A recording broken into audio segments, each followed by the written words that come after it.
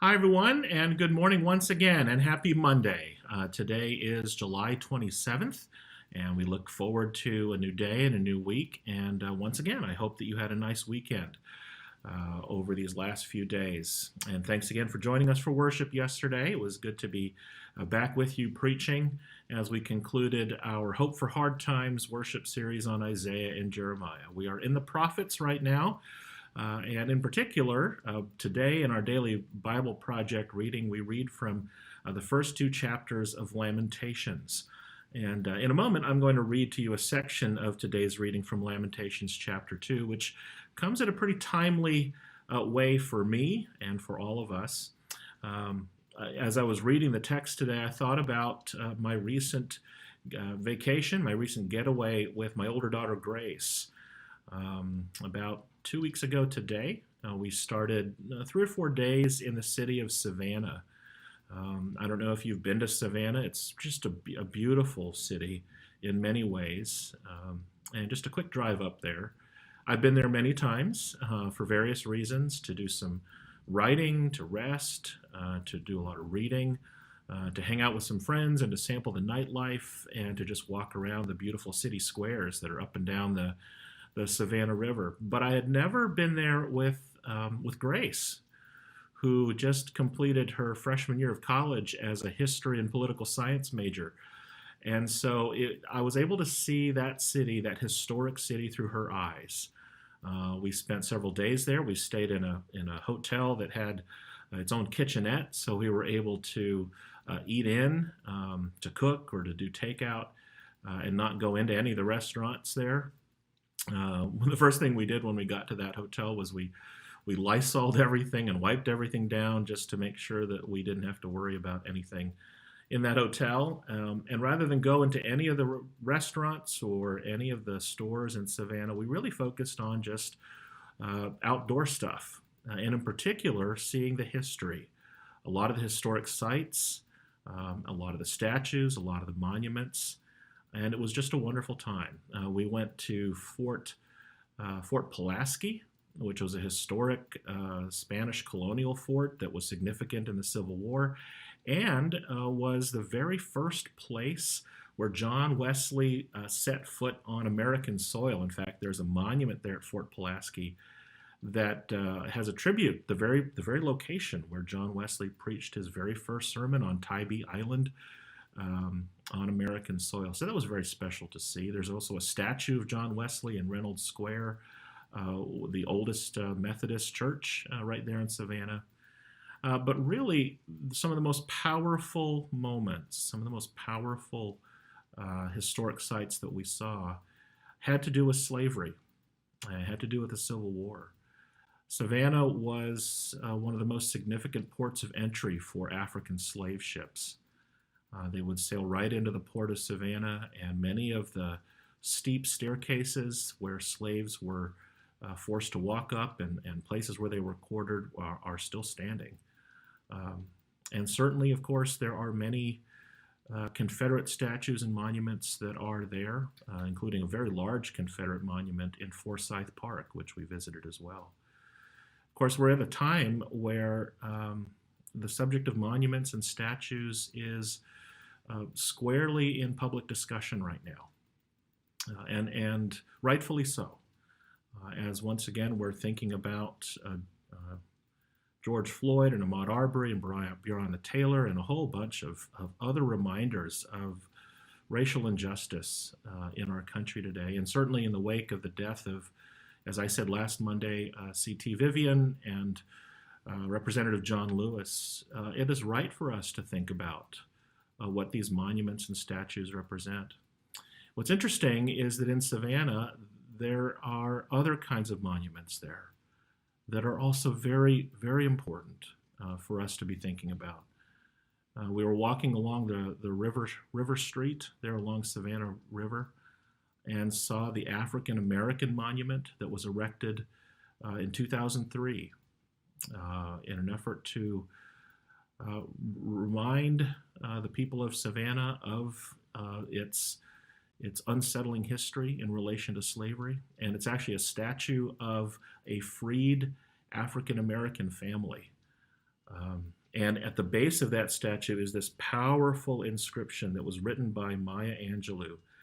And it says, "We were stolen, sold and bought together from the African continent. We got on the slave ships together. We lay back to belly in the holds of the slave ships and each other's excrement and urine together, sometimes died together, and our lifeless bodies thrown overboard together. Today we are standing up together with faith and even some joy." Incredibly powerful statue.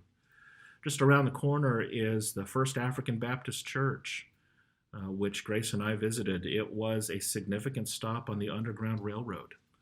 And even though we weren't able to go into the sanctuary, which we hope to do someday, we understand that in the chancel of the sanctuary, the floorboards of the chancel are marked with holes that are in the shape of an African prayer cross. And those holes served as ventilation holes for the slaves that were hiding underneath the floorboards of the sanctuary. Just powerful reminders of this very dark chapter, the evidence of America's original sin that still continues to plague us even to this day. You know, last Monday, I shared with you the Japanese artistic concept of Kinsugi. In fact, I mentioned it in my sermon yesterday, of how clay pots are intentionally broken to remind us of the brokenness of life, the failures of humanity, the difficult aspects of being human today, and the brokenness of the world.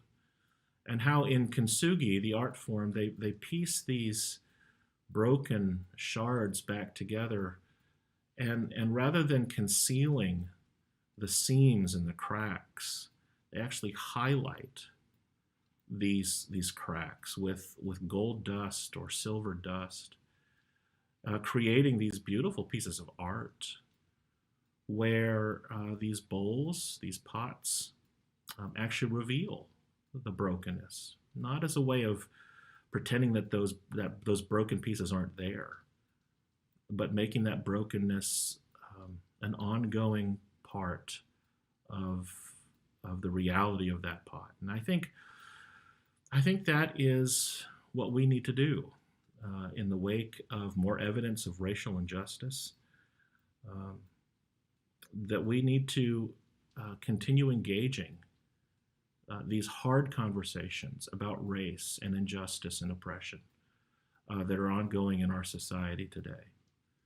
I don't know where you are on the discussion of monuments and statues, whether you believe they should be taken down or not. I will share with you personally one of the intriguing ideas that's been given to me by colleagues, and particularly Gary Mason, who does peace reconciliation in Northern Ireland. He helped negotiate the Good Friday Peace Accord in Northern Ireland in 1999 between the Unionists and the Nationalists. Got to work with him and study with him not long ago with a bunch of other clergy, and he suggested this idea, that rather than tearing down and destroying the monuments, that they be moved to museums, that they serve as reminders of the atrocities that we have committed as a country, and that rather than tear them down as a way of trying to erase that from our history, in a way do kintsugi with them. Have them be living reminders of what we are capable of at our worst, and use them as conversation pieces to highlight that brokenness, so that in our conversation and in our dialogue, there might be new beauty that might emerge when we are willingly and openly and transparently able, finally, to talk about race and to talk about injustice. I think that can be a powerful possibility,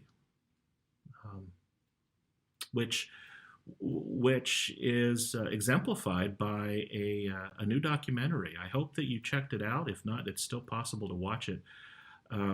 Dahlia Colon, who has been active in our church and particularly at the Portico, works at our local PBS television station, WEDU, and she and other producers came together to put together a wonderful documentary that debuted last Friday, actually. And it features just our own Justin LaRosa, who is our minister at the Portico campus, and our own church member Ann Pointer, who is part of our justice group and connects with our Hillsborough Organization for Progress and Equality, or HOPE. And if you missed it, it is called Can We Talk? A community conversation about race. Debuted last Friday at 9 o'clock, but it is also available for you to watch online right now on wedu.org/race in America. It is an example of the kind of conversation that we can and should be having. Rather than trying to erase the reality of what we have done to persons of African descent, this is an opportunity for us to talk about it and to lament, which brings me to today's scripture reading. I want to conclude with this reading from Lamentations Chapter 2. It's our daily reading for today in the Bible Project. Lamentations Chapter 2, verses 11 to 13. These are words that are spoken in the context of the Babylonian exile when they experience the worst of what human beings can do to each other.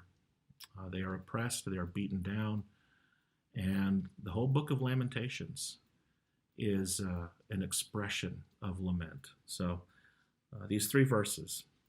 My eyes are spent with weeping, my stomach churns, my bile is poured out on the ground because of the destruction of my people, because infants and babes faint in the streets of the city.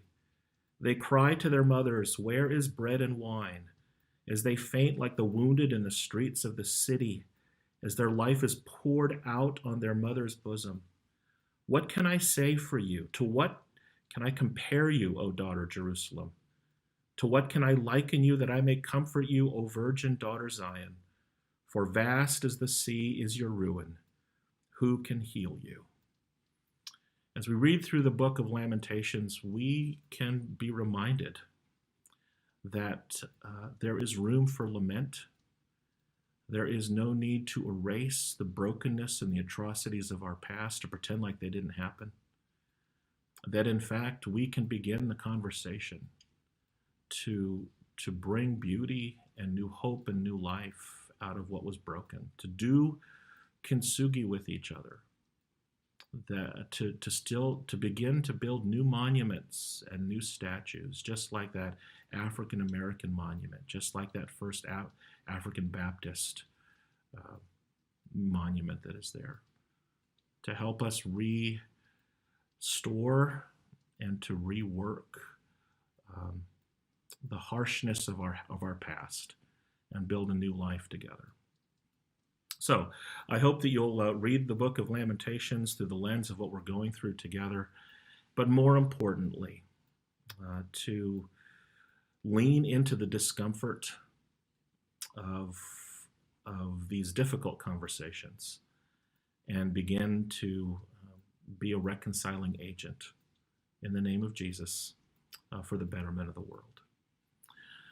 So, welcome to a new week. I'm glad to be here with you. A reminder to join us every day here on Facebook and join us this Sunday for worship as we begin a brand new series, The Home Stretch.